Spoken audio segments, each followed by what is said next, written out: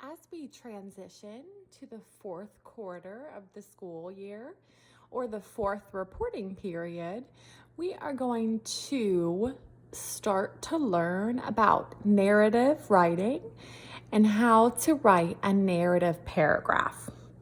This packet is designed to help us understand what narrative writing is and what it looks like.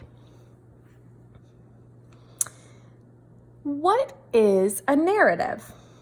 A narrative tells a made up or a real story. The characters can be people or plants, animals, and objects that behave like people.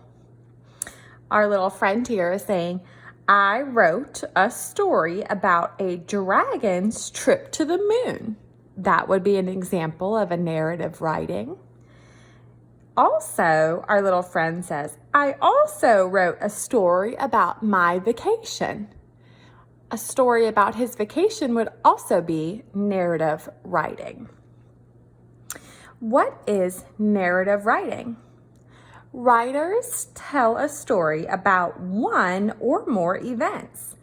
They include details to describe how characters think, feel, and act.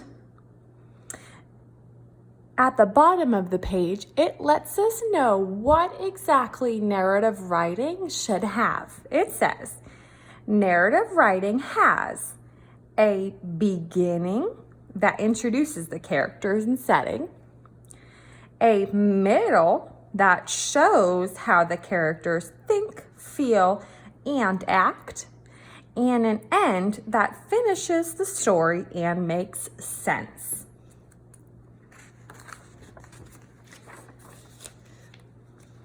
Now that we went over briefly what narrative writing is, we are going to look at an example of a narrative writing or a piece of writing, and we are going to try and find the beginning, middle, and end.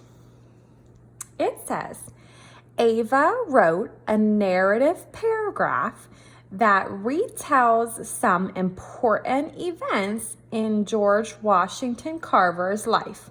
Let's read it. The Plant Doctor by Ava Johnson. George Washington Carver was born in Missouri around 1864. George first became interested in plants as a little boy. He decided to create a special garden. He watched the plants and learned. Show me how you grow, he whispered. Then one day a woman asked George to look at a rose bush. It won't bloom, she said. George moved the woman's rose bush into the sun.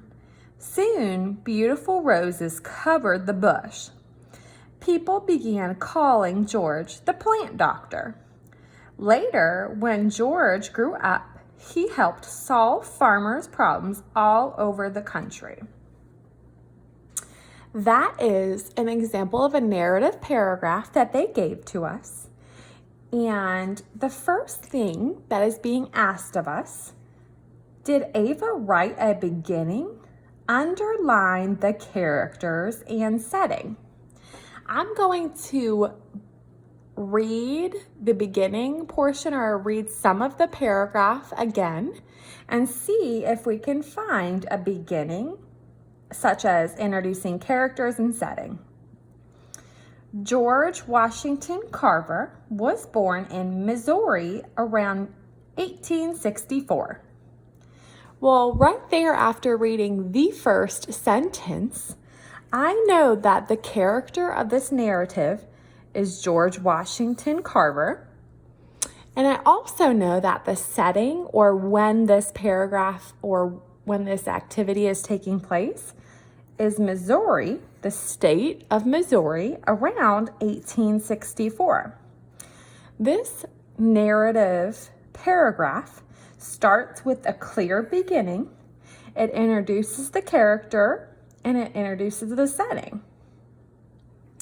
The second thing that we are looking for is, did she write a middle? Underline details about how the characters think, feel, or act in yellow. I'm just going to underline it with my pencil. Once again, in order to find out if there's a middle within the paragraph, I'm going to reread. George Washington Carver was born in Missouri around 1864. George first became interested in plants as a little boy. He decided to create a special garden. He watched the plants and learned. "Show me how you grow," he whispered. I'm going to go ahead and stop right there. And we are looking for how characters think, feel, or act.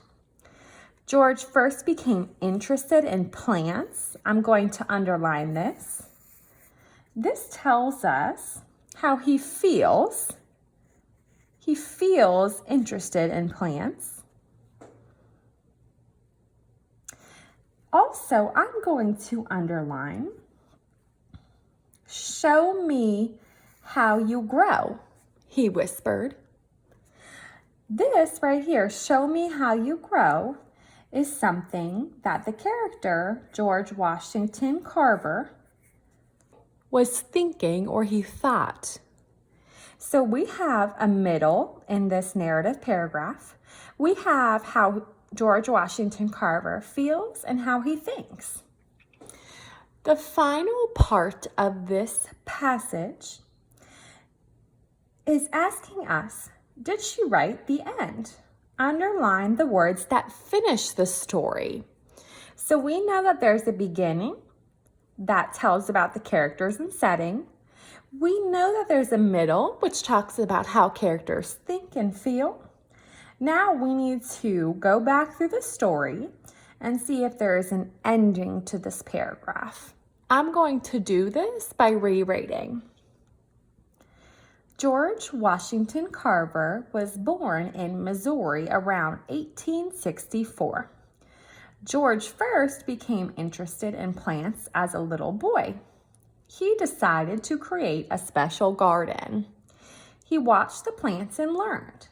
"Show me how you grow," he whispered. Then one day, a woman asked George to look at a rose bush. "It won't bloom," she said. George moved the woman's rose bush into the sun. Soon, beautiful roses covered the bush. People began calling George the plant doctor. Later, when George grew up, he helped solve farmers' problems all over the country. I'm going to underline this sentence right here.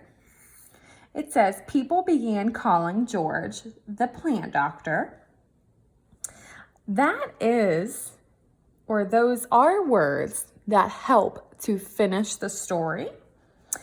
I'm also going to continue underlining the next sentence where it says, later, when George grew up, he helped solve farmers' problems all over the country.